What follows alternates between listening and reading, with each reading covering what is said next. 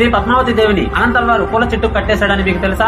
అనంతాచార్యుల భక్తిని లోకానికి వెల్లడించడానికి శ్రీనివాసుడే పద్మావతి దేవితో కలిసి రాకుమారుడు రాకుమార్తె వేషాలు ధరించి అనంతాచార్యులు పెంచుతున్న పూల తోటలో పూల మొక్కలను చల్లాచెదురు చేస్తూ అంతా చిందరవందర చేసేవారట. అనంతాచార్యులు అలా ఎవరు చేస్తున్నారో తెలుసుకోలేక ఒక పొదరింట్లో కాపు వేశాడట. అప్పుడు తోట పాడు చేస్తున్న రాజ దంపతులను పట్టుకుని సంపెంగ చెట్టుకు కట్టేస్తుండగా శ్రీనివాసుడు తప్పించుకున్నాడు. దొరికిపోయిన పద్మావతి దేవిని స్వామి కైకర్యానికి ఉపయోగించాల్సిన పూల మొక్కలు పాడు చేస్తున్నారనే కోపంతో అనంతాచార్యులు సంపెంగ చెట్టుకు కట్టేస్తారు. నేను నీ కూతురు లాంటి దాన్ని విడిచిపెట్టు అని కోరిన వదలడు. ఉదయం అర్చకులు ఆలయం తలుపులు తెరిచి చూస్తే స్వామివారి వక్షస్థలంలో ఉండవలసిన అమ్మవారు లేరని గమనిస్తారు. అప్పుడు అర్చకుల్లో ఒకరికి ఆవహించి స్వామివారు జరిగిందంతా చెప్తారు. జరిగింది తెలుసుకున్న అనంతాచార్యులు అమ్మవారిని పెళ్లి పూల బుట్టలో కూర్చోబెట్టి నెత్తిన పెట్టుకుని మోస్తూ ఆలయానికి తీసుకుని వెళ్లారట. క్షమాపణ చెప్తున్న అనంతాచార్యులతో ఆ రోజున స్వామివారు మామగారు రండి అని నోరు విప్పి మాట్లాడారు. నా భార్యను నీ కూతురుగా ఇంట్లో ప్రేమతో కట్టేసుకున్నావు, పూల బుట్టలో కూర్చోబెట్టి తీసుకువచ్చావు, మరి మామగారి అవుతావు కదా అని అన్నారు స్వామివారు. స్వామి చేత మామగారు అని పిలిపించుకున్న ఘనత అనంతల్వారిదే. ఓం నమో